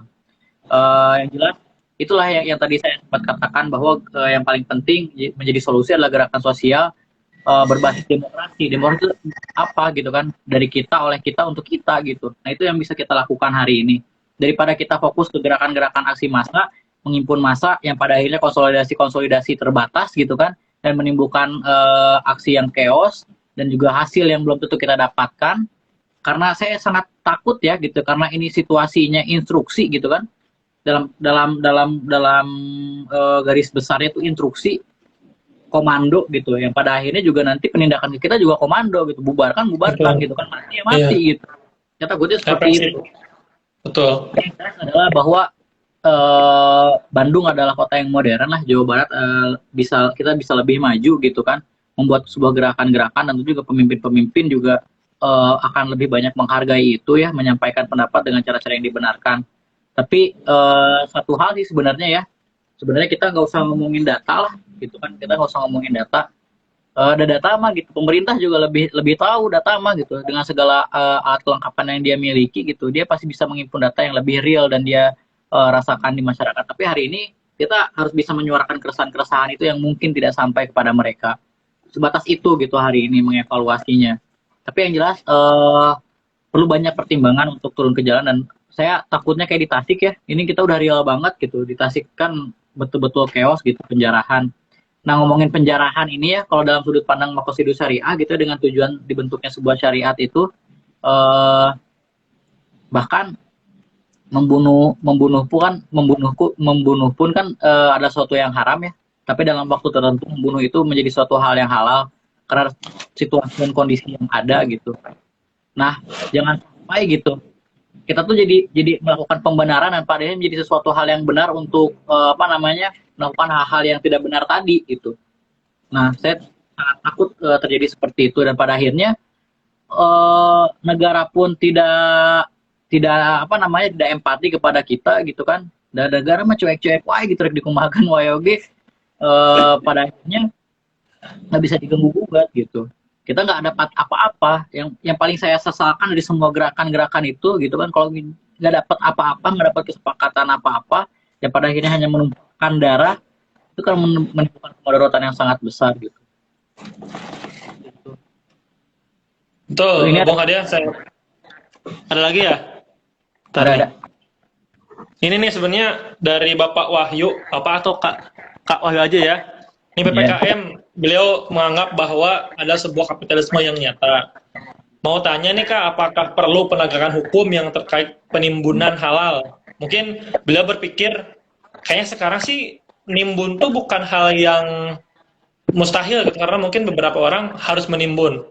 Yang penting tentang bagaimana kebutuhan masyarakat. Tapi dia punya poin dia ya, tadi X-nya mungkin tadi tentang penimbunan halal, tapi Y-nya itu kebutuhan masyarakat. Nah, gimana nih menurut antum nih pendapatnya? Itu tuh ini katanya salah tuh. Ini Wahyu anak kami di Lampung ini. Oh, Kang Rian ya, itu senior di SMA. Hal-hal, bukan halal. Penimbunan gini ya. bagi yang mampu mah penimbunan itu dibilang jadi suatu hal yang wajar karena dia mampu membeli itu semua gitu. Tapi yang jelas kembali lagi bahwa apakah satu hal yang dibenarkan oleh satu orang itu juga berlaku benar oleh yang lain gitu. Baik lagi kepada saya yang tadi saya jelaskan bahwa sudut pandang point of view hukum itu seperti itu gitu. Kalau kita orang Islam ya percayanya bagaimana hari ini sama aja ya tadi ya kayak yang diungkapkan oleh Gustav Radbruch gitu. Apakah ini akan menimbulkan ketidakadilan? Apakah ini akan menimbulkan ketidakpastian? Ini tidak akan menimbulkan kebermanfaatan gitu. Kebijakan mah ukurannya situ aja. Kalau kita ngomongin hukum itu sebagai kebijakan ya, mohon maaf kebijakan itu sebagai hukum gitu. Ukurnya 3 itu. Kalau misalkan ketentuan-ketentuan tadi sudah tidak dapat memberikan rasa keadilan, tidak dapat memberikan kepastian dan juga tidak dapat memberikan kebermanfaatan, ya nggak jalan gitu. Hukum tuh tidak dapat dijadikan sesuatu yang dapat dibenarkan gitu. Sekarang kan gini ya logikanya gitu. Ada benar, ada pembenaran, ada yang dibenarkan gitu. Nah, kita tinggal lihat aja sudut pandangnya mana gitu. Apakah suatu peraturan itu menjadi suatu hal yang dibenarkan gitu kan? Apakah itu hanya sebuah pembenaran saja atau itu benar-benar benar gitu kan? Nah, nggak ada kalau misalkan sudut pandangnya itu mengedepankan pribadi saja. Kenapa sih gitu kan peraturan itu sifatnya itu unifikasi gitu. Dia berlaku untuk seluruh masyarakat gitu. Undang-undang seluruh masyarakat Indonesia, perda untuk misalkan perda Jawa Barat untuk berlaku masyarakat Jawa Barat gitu kan. Kalau misalkan yang khusus mah namanya SK gitu. Kalau penimbunan itu benar untuk satu orang ya udah SK-nya SK penimbunan tuh benar gitu buat dia. Karena harus berlaku secara universal gitu kan. Kita nggak bisa point of view memakai hukum itu untuk membenarkan salah satu pihak saja gitu. Dan tidak ada satu hal yang dibenarkan ketika itu tidak menimbulkan kemaslahatan gitu. Nah, garis besarnya itu ya kita kembali lagi kalau kita orang Islam ya dalam sudut pandang membentuk peraturan ya itu aja. Sudut pandang makosidu syariahnya itu terpenuhi atau tidak. Kalau kita ngomongin makosidu syariah kan yang anak UIN pasti lebih ngerti ya. Dan itu juga akan sangat panjang ketika kita membicarakan itu gitu kan dalam menentukan sebuah kebijakan gitu. Nah, kira-kira kan kayak gitu. Masalah gerakan, kalau masalah gerakan saya angkat topi lah buat kami Bandung, kami Jabar lah. Gerakan-gerakannya sangat luar biasa dalam gerakan sosial gitu. Siap-siap nih. Ini juga ada satu komentator nih, ada Aam ya. Beliau tuh sama juga punya gerakan nih, ya. Jadi kalau saya melihat sih tadi tentang pertanyaan Kang Wahyu ya tentang bagaimana menimbun. Sebenarnya sih kayak menimbun tuh nggak ada di kamus saya ya, karena sehingga seperti apa sih kita harus menimbun gitu? Apakah kekhawatiran sampai mana kita sampai harus menimbun dan moralitas apa yang menjadi dasar kita sehingga kita berani menimbun untuk kebutuhan kita pribadi tanpa melihat sekeliling kita gitu. Nah, tentang bagaimana secara sosiologis ya, saya kembali lagi pada moralitas kita dan aksi-aksi kita. Dan saya mengajak untuk seluruh khususnya warga Bandung dan pastinya seluruh warga di Jawa Barat dan Indonesia, kita harus lebih bergerak dalam hal produktif. Apa sih efeknya ketika kita turun? Nah, ginilah tuh saya sebenarnya sempat hopeless ya. Gimana kita turun ke Jakarta kemarin Omnibus Law gitu. Ribuan orang, jutaan orang tuh turun tamplek ke DPR RI, turun ke depan. Saya maju dulu ke gedung kepresidenan nggak bisa. Kita tahulah bagaimana kelengkapan negaranya sampai berdarah-darah gitu ya, sempat seperti apa. Dan itu tidak ada hasilnya dan Omnibus Law sampai hari ini ya diketok palu juga kan. Dan kita benar-benar sedang susah untuk menempuh dengan cara itu. Meskipun kita tetap harus turun dan harus tetap menyuarakan suara-suara keadilan. Nah, ini salah satu yang mungkin bisa kita lakukan adalah vaksin. Dan ini vaksin masih belum merata ya. Dan saya pribadi pun sekarang sampai hari ini belum, karena memang belum punya bagiannya. Dan insya Allah mungkin kita galakkan agar kita bisa menjadi salah satu orang-orang yang berkontribusi untuk secara kuantiti vaksin ini kita bisa lakukan. Karena 180 juta ya. Tapi sekarang baru 15 juta. Bandung itu kemarin baru beberapa gelombang itu baru tahap 2 itu baru kalau nggak salah beberapa gelombang. Dan ini pun tanggal 27 mau ada lagi, cuma gelombang kedua. Dan ini jadi salah satu ikhtiar kita sebenarnya, satu tentang vaksin. Terus yang kedua, ada satu gerakan sih, saya mengapresiasi ya, di kami Jombang, tadi sempat juga kami Jombang live juga ya. Dia ada gerakan itu memborong para pedagang PKL itu sebelum jam 8. Terus kan sebenarnya meskipun terlihat biasa saja, tapi itu salah satu ikhtiar yang menurut saya sangat sangat sangat impactnya besar gitu. Terus yang ketiga, gerakan-gerakan kita di kampus pastinya, karena mau tidak mau, mungkin kalau Anda mungkin di Bandung sekarang ya, eh, masih banyak sih mahasiswa yang sebenarnya masih ada di sini, karena kan mau nggak mau Bandung itu kota perantauan ya, karena memang tidak semua orang, kader saya juga, kader kita nggak ada di Bandung semua, tapi minimal yang masih ada di sekitar kampus terus menjadi pelaksana Tridharma Perguruan Tinggi, itu adalah pengabdian. Nah itu sih sebenarnya, jangan sampai mahasiswa itu sekarang kontraproduktif gitu, benar nggak sih? Ya oke lah kita berteriak-teriak gitu, cuman berteriaknya pun kita harus benar-benar mengukur seperti apa sih yang akan kita bisa lakukan dan efeknya apa sih gitu. Jangan sampai kita memanfaatkan kesempatan dalam kesempitan.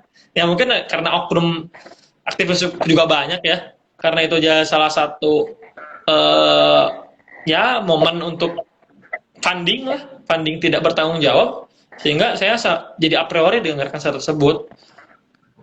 Ya kemarin sempat juga kita buat gerakan urunan untuk bantu teman-teman kita yang kena COVID. Sekarang teman aneh pun ada yang kena, kita bantu untuk karantina, untuk kita supply ya makanan sebagainya. Alhamdulillah sebagai ikhtiar kita tanpa memikirkan APBD dan sebagainya. Kalau ada uang dari kita, ya kita udunan lah gitu. The power of udunan tuh sangat penting. Gitu. Dan kemarin ada gerakan juga dengan beberapa perusahaan CSR tuh turun sekarang. Dan di Bandung mungkin sekarang mohon doanya oksigen tuh sangat sangat terbatas ya, Kang Adian ya.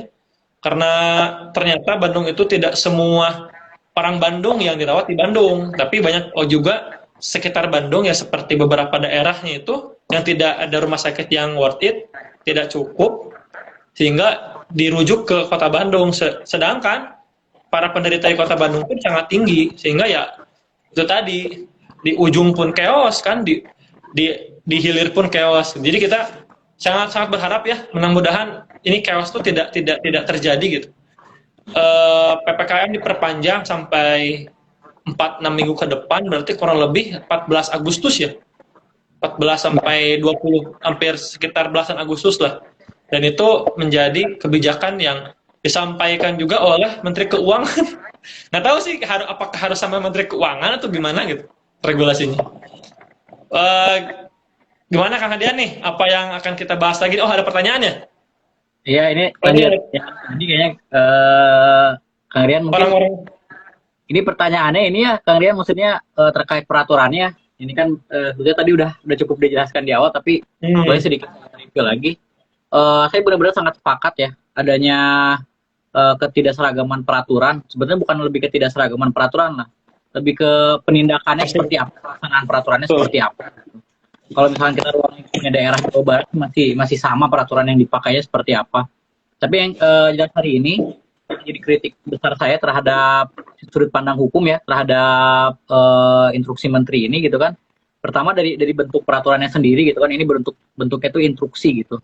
Instruksi itu dalam pasal 7 Undang-Undang Nomor 12 Tahun 2011 tentang pembentukan peraturan perundang-undangan, mengenai hierarki peraturan perundang-undangannya sendiri tidak ada gitu. Jadi hierarki peraturan perundang-undangan itu ada yang paling tinggi adalah Undang-Undang Dasar, di bawah Undang-Undang Dasar ada Undang-Undang, yang di bawah adalah peraturan pemerintah atau apapun itu yang bentuknya setingkat dibuat oleh pemerintah gitu kan.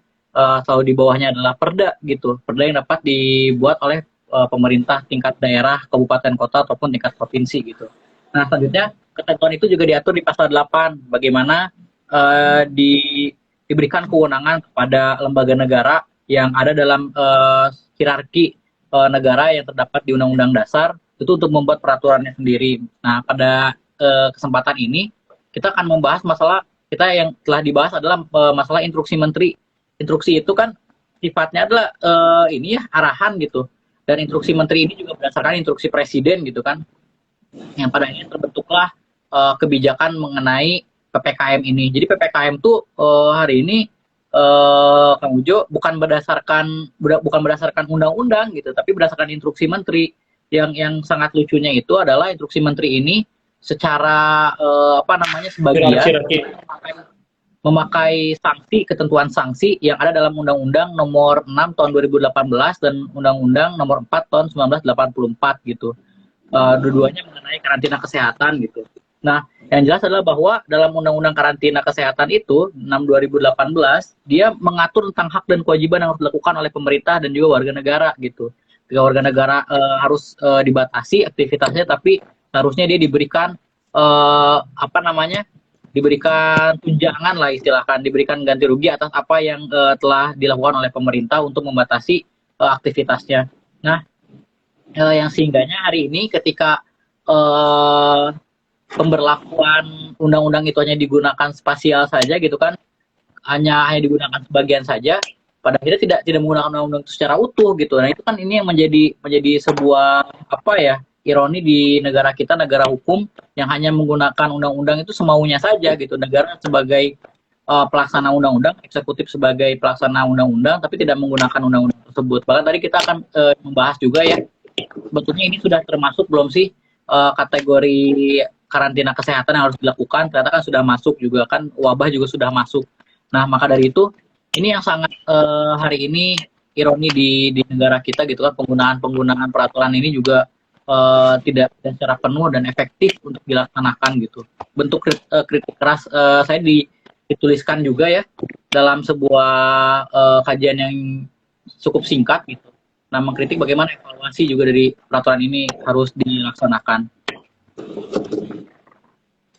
Siap, terima kasih Bung. Ini Kang Yusron, kadep KP Bandung nih. Ya apa ya? Kalau aneh melihat sih ya, Kang Hadian nih. Kalau nanti tadi ya Kang Rian itu memberikan contoh, Kes. Pada Larang, Raja Mandala itu pertokoan buka. Dan sekitar pas ketika di Cianjur itu ditutup. Nah, ini mungkin pembahasannya apakah ini termasuk yang esensial ataupun yang non-esensial kan? Itu pertama.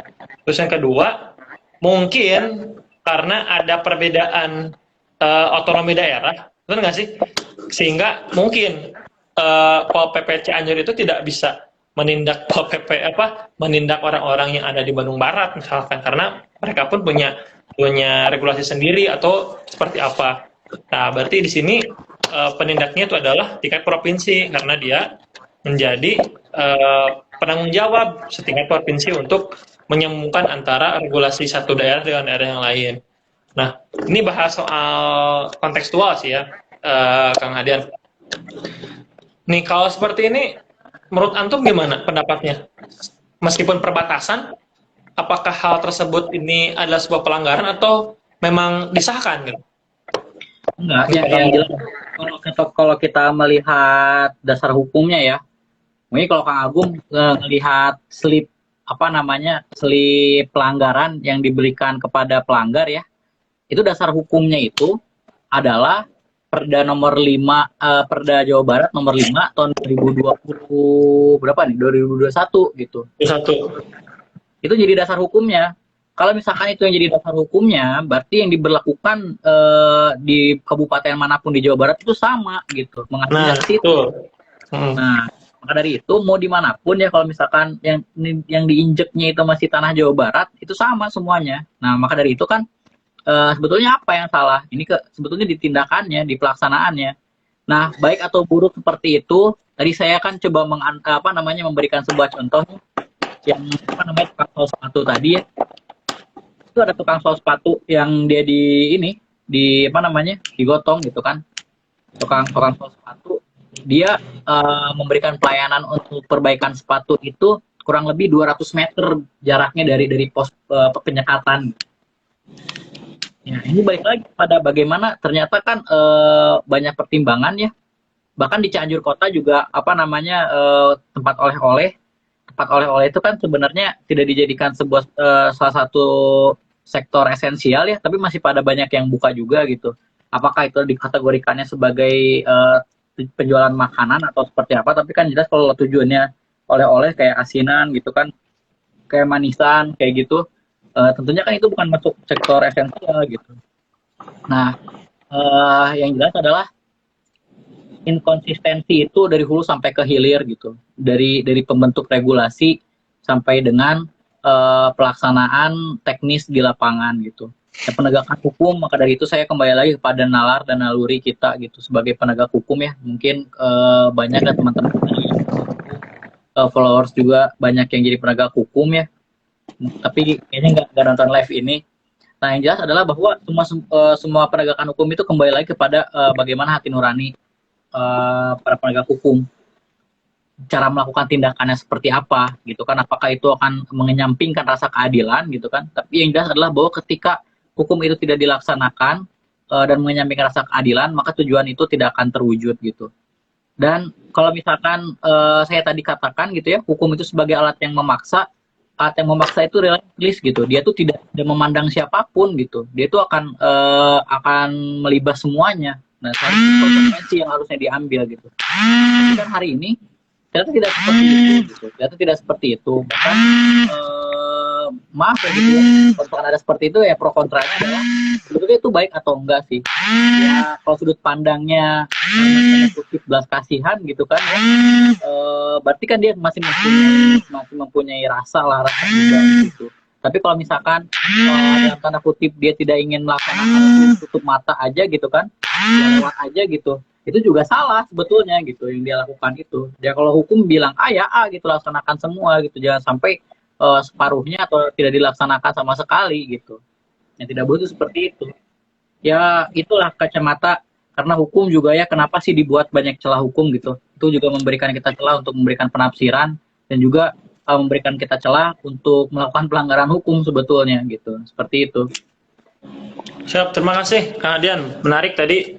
Jadi Bapak apa tadi? Pak Rian ya.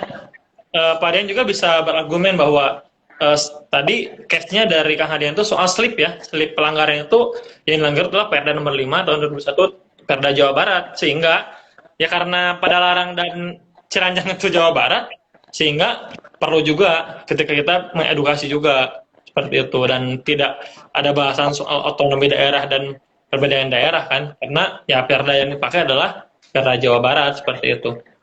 Nah, lumayan nih kan kita sudah berbincang ya kurang lebih 2 jam nih, 2 jam kurang. Mungkin ada closing statement nih dari Kang Adian. Persilakan, mangga Kang Adian. Ya, closing statement saya adalah bahwa saya sejak awal kuliah selalu ditekankan ya, dosen-dosen saya banyak mengajarkan idealisme kepada saya gitu kan. Dan ada gium hukum yang paling sering disebut oleh para penegak hukum adalah tegakkan hukum walaupun langit akan runtuh gitu. Ini adalah sebuah pemaknaan yang sangat dalam penegakan hukum gitu. Bagaimana kita tidak melihat kondisi segenting apapun gitu.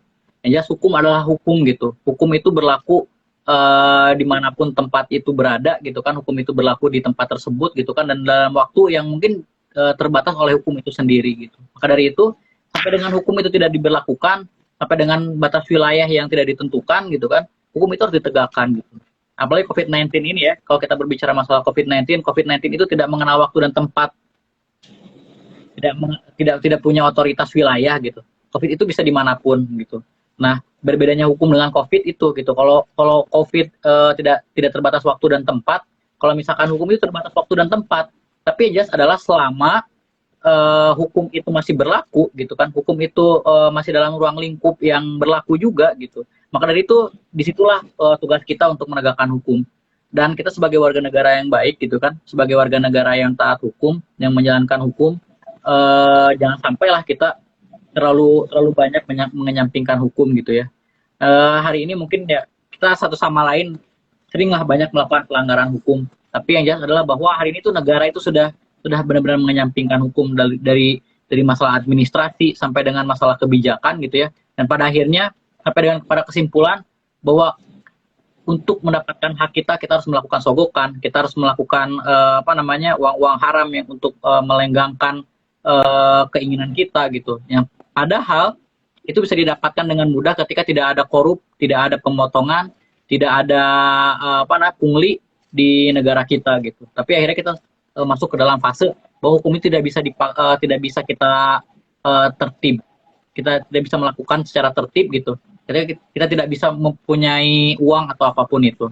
Nah, yang jelas adalah bahwa hari ini pesan saya dan kritik saya terhadap hukum, kita harus menegakkan hukum walaupun langit akan runtuh gitu, walaupun kiamat sekalipun gitu kan, hukum dunia berakhir, hukum di akhirat itu akan berlaku gitu.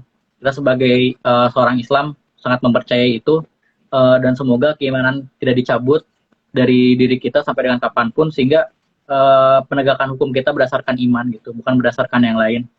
Cukup sekian ya mungkin, Kang Agung, hatur nuhun pisan, dan juga teman-teman yang lain yang bisa bersama sampai dengan jam berapa ini, jam 9:30 ya.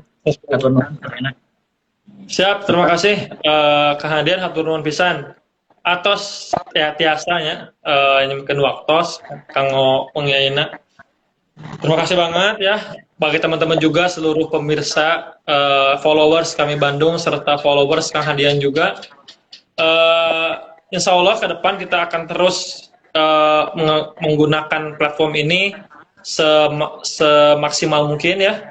Dan hari ini kita lihat kajian Kang Hadian, alhamdulillah bisa mudah-mudahan membuka perspektif saya pribadi, khususnya perspektif seluruh penonton yang hadir pada malam hari ini, serta seluruh kadar-kadar yang ada, sehingga kita tidak buta hukum dan kita pun menjadi orang-orang yang melaksanakan hukum sesuai sebagaimana mestinya, karena kita ada negara Pancasila yang dimana musyawarah sebagai dasar utama dalam kita menentukan keputusan bersama. Mudah-mudahan bermanfaat bagi antum, Kang Hadian, dan bagi Ane dan seluruh para pemirsa pada malam hari ini. Mudah-mudahan nih apa yang kita diskusikan pada malam hari ini menjadi pahala dan menjadi saksi bahwa kita pernah membela kebenaran dan menjadi kader-kader, menjadi aktivis-aktivis kontributif dengan solusi-solusi yang ada. Terima kasih Kang Hadian. Mudah-mudahan nih next time, next agenda kita lakukan lagi kajian tematik. Saya tunggu lagi tulisannya, karena kalau saya lihat malam ini OTW tulisannya bakal nambah lagi nih. Kajiannya soalnya banyak tulisan-tulisan yang nggak ada di tulisan malam ini. Mudah-mudahan obrolan malam ini bisa jadi stimulus ke depan dan bisa jadi ikhtiar kita juga untuk mencerdaskan para penerus juga, seperti itu. Terima kasih Kang Hadian, dan terima kasih seluruh pemirsa yang ada di Instagram kami Bandung serta followers Kang Hadian. Saya Agung Rasul Alam, Ketua Umum kami Bandung serta Kang Hadian. Mohon undur diri dari harapan Anda. Terima kasih. Wassalamualaikum warahmatullahi wabarakatuh. Terima kasih Kang Hadian. Siap, thank you. Ada Pak Bayu ini, gila luar biasa. Bayu Saputra yang olah sampai beres. Siap. Ini paling top di Lampung ini Kang Agung. Tetap nih, banyak juga orang-orang Lampung yang live stream di hari ini nih. Sekjen Ane, KP, banyak juga yang hari ini yang hadir nih. Mudah-mudahan lah kita lakukan lagi. Kayaknya kalau live stream nggak harus berdua kan? Bisa berempat kan kalau sekarang nanti ya. Siap. Terima kasih Kang Hadian. Next time lah. Yo, Assalamualaikum. Kang Agung, waalaikumsalam. Tuh.